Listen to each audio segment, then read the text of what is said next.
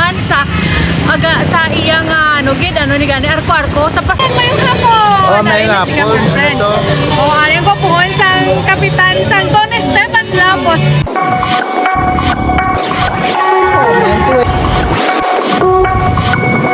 Ako resort, hindi ako sa Palawan.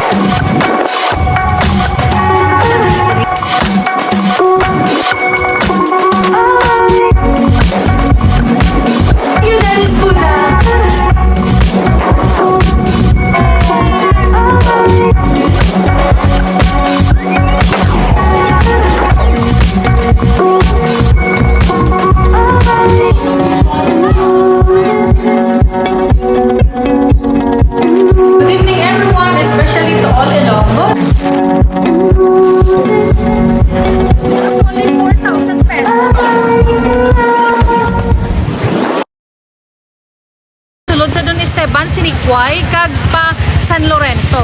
May development diri ang Iloilo City kag nagastar sa community sang Lapos. So, ang the best nga interviewon about sa development sang Lapos ang Barangay Kapitan si Efren sang Don Esteban kay lapit gid niya sa iya barangay. So, mangkuto naton si Cap. Hello, Cap.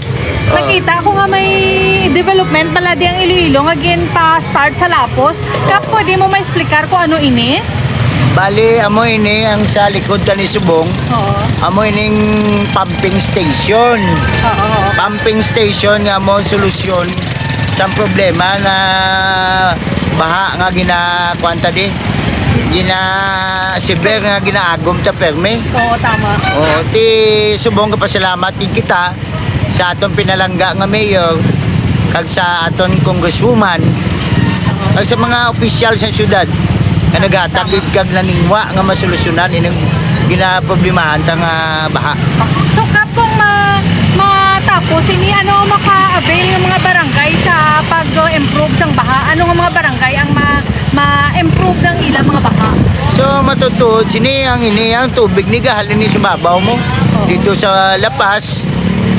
Kag ikaduwa, subong may rehabilitation nga gina-project ang rehabilitation of Mansaya Creek. Oo. Nga nagligad nga daw nagkanto gani dito sa akon ang DPWH sa region kag ang ginawardan nga contractor nga ma-start na sila sa rehabilitation. Umpisa sila na sa kwan sa Taytay Sinikway. Ay wow, akon barangay Cap. So kung matabo anong himuan sang kwan? Daw esplanado amo na? Amo gina sa kag ikaduha, nabala naman na sa mga tao da nga ina sila da nga sa kilid sang creek Pudburan o kung Mansaya Creek man na isa kung tawgon. Oo. Subject for demolition sila kay isang time nga 2003. Oo. May first batch na nga na-demolish sa part sa Don Esteban out of 75 affected household, 46 ang naka-abel kag na-relocate na sa San Isidro. Okay. Tikap kung matabo ining mga ma-demolish gali tagaan gid na sila ya relocation? Yes. Ay okay. Kay out of 75 may remaining ako nga wala matigaan pero first priority sila.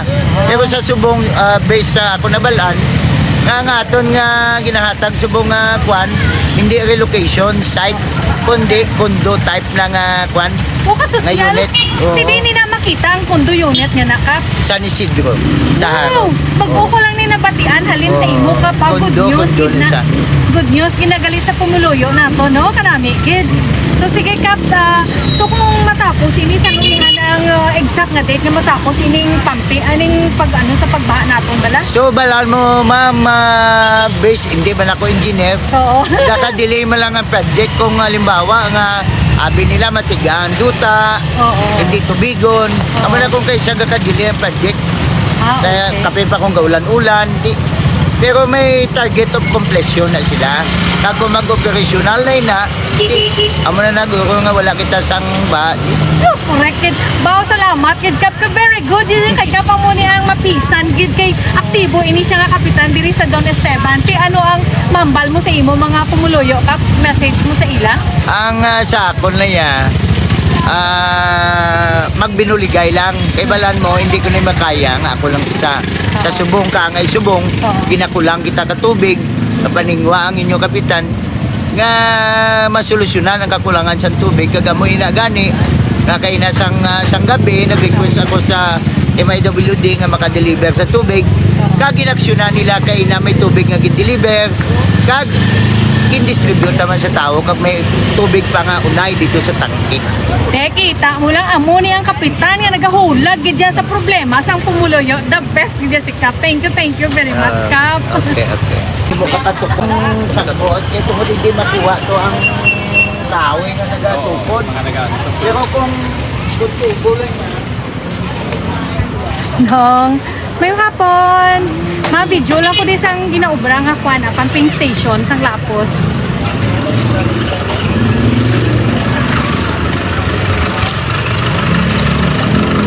Amoy ng itsura sang pumping station, diri nga ginabuhat sa Lapos. Kag makabili ni ang madamo nga barangay diri sa Lapos, especially ang Don Esteban, Sinikway, Alalasan kag ang iban pa. Ang parkingan sa Lapos sa mga jeep at mga tricycle. Hari ang Alalasan, ang mga palalasan niya kanya. Hari may mga kapaligya diri.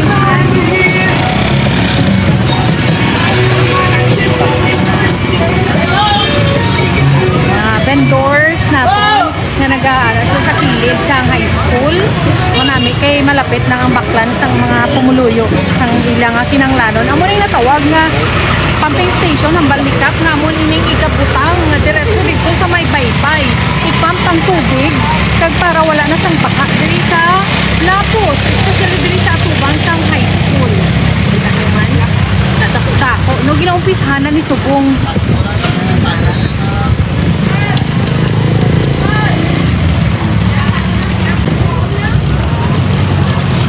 Ang pasulod sa Don Esteban kag sa Sinikway amuman sa kwan sa may San Lorenzo subdivision muni ang entrance diri. Okay, sa nakita nyo no, napakita ko naman sa inyo kung ano kadako ang igapasuyop nga tubo para makagwa ang baha diri sa Lapos kag ma-improve ang baha man kag hindi na mag-agwanta ang mga Pumuluyo sang Lapos, especially ang Pumuluyo sang Sinikway nga kami mismo nagabahagi kami dito always kag amo man ang Don Esteban, Alalasan kag ang iban mga barangay. So nakita naton amo ning sitwasyon sa Lapos sa atubang sang entrance sa pasulod sa amon barangay. Kanami isang aton mayor no kay gina-improve niya gid ang kada community like sa Lapos una nga district nga gin-improve niya. Way pa aton mabalaan ko anong improvement pag sa mga Lapas, Molo, Mandurriao kag Villa. So pagakaduan nato na sa Madason nga mga inadlaw. Kuan si Manong aring isa ka tricycle driver sang Lapos no kag Don Esteban man. Nong ano ang mambal mo sa ginbutang sang syudad nga pumping station sa Lapos? Makabulig man ini sa aton? Makabulig tayo sa baha di sa tubang sa high school nga ginaisulahan sa mga kabataan para way sa Danau mga maabot. Din ka nung kapuli? Sa uli pamili? Alapit dito sa may San Lorenzo, gali, no? Di, bili sa Salina- 7 nunan. Okay. Ti dito ko bahaya nong? Way. Sige. Ti Oo. mayo gid na kay at Okay. least kamo nga mga driver man no, hindi man kamo mabahaan kung nagapila kamo dinong no? Oo, kay sa tuba kilid namon sang sikadan nga bahagi na daya kung magtaas tubi. Sige. Di amo ning purpose ang gobyerno ti mayo Very good gid no? Oo. Mayo gid. So ano Kaya ang mambal mo? tumtumana nila. Ano ang mambal mo sa pagdumalahan ni Mayor Jared Reñas? Dugay na nga mayo Thank you, Gid, no? Salamat sa Okay. iyong reaksyon. Oo. Thank you. Sige, dalunta na lang man ka mo. Amo ni ang mga Pumuluyo, ang mga tricycle driver kag mga vendor naton diri sa Lapos, sa atubang sang Lapos High School. Diri ka baha gid na ini diri permi. Si Tuto gusto gid na makita sa vlog ya tsura. Okay, bigyan pagbigyan naton. Oh, hi na sa vlog ko lang guys. Hi.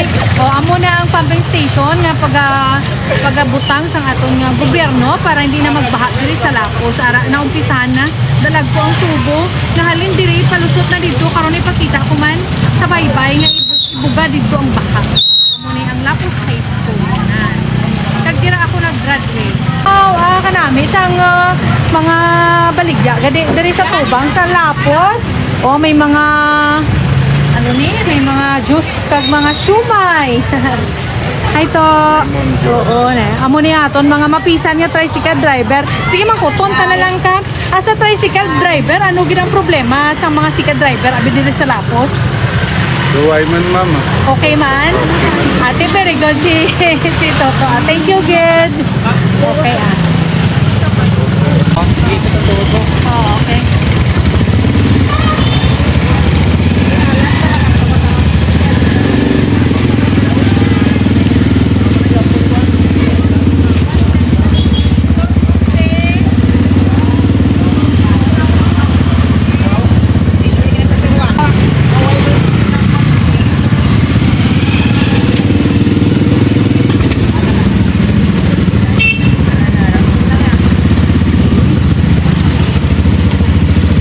Unang ginaubra nga improvement para sa baha sa Lapos na mauntat na pag-anto sa mga tao diri bala kay permi lang gid kami ginabahaan. So kanami sa atong gobyerno no kay gina-atensyonan gid nila ang problema sa ila komunidad. Sa iban nga mga district tanawon man nato nila sa dason nga mga inadlaw. Pero diri kita subong na umpisa sa Lapos kay syempre taga diri ako.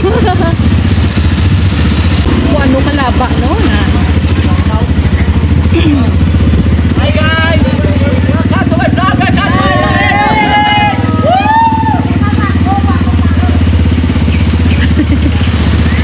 diri sang una may mga buildings sa diri like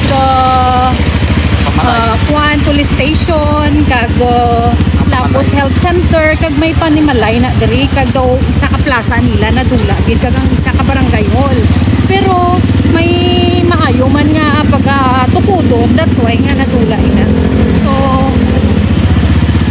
amo gid ni ang manami nga good news para sa mga taga Lapos sa ang police station o gindula gani ano kita matabo kami diha amo pagid na na nakita nyo di ba so ini atong ginkalkal nga halin dito sa may umpisa sang pasulod sa amon barangay kag sa high school sa atubang sang Halandoni High School diri ini nagkonektar so makadtuin na dito sa Pagkaybay para dito ibuga ang baha nga nagapabudlay sa mga puluyo sang Lapos.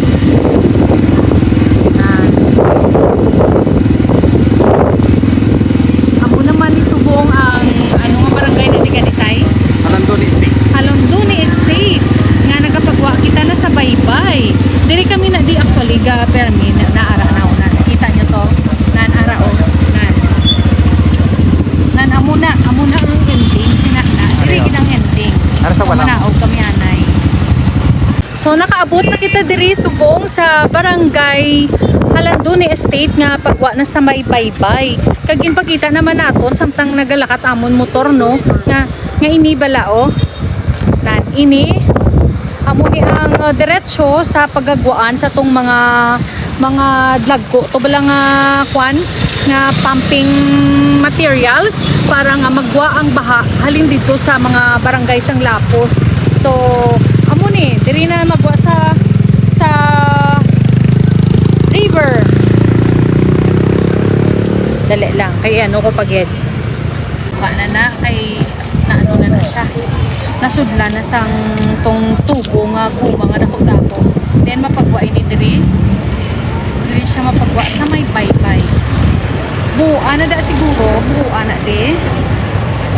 Pag dira na magwa ang tubig para hindi na to magkadto sa mga barangay nga naapektuhan sa Lapos. Lalo ang mga kabataan nga nag-eskwela sa atubang sang Halandoni. Nabudla niyan gid ang mga kabataan nga kada eskwela nila gabaha. So salamat gid sa aton nga government official especially kay mayor nga gintagaan niya gid ini aksyon ang problema sa baha diri sa Lapos. Kamo sa mga latest updates about sa progress sang Iloilo City especially sa ilang mga district areas like Lapos, La Paz, Molo, Arevalo, Mandurriao and many more. So I hope na makita ko kamo on my next video. Thank you so much and please don't forget to like, comment, share and subscribe. Don't forget to hit that notification bell so that every time I post my video you will be notified.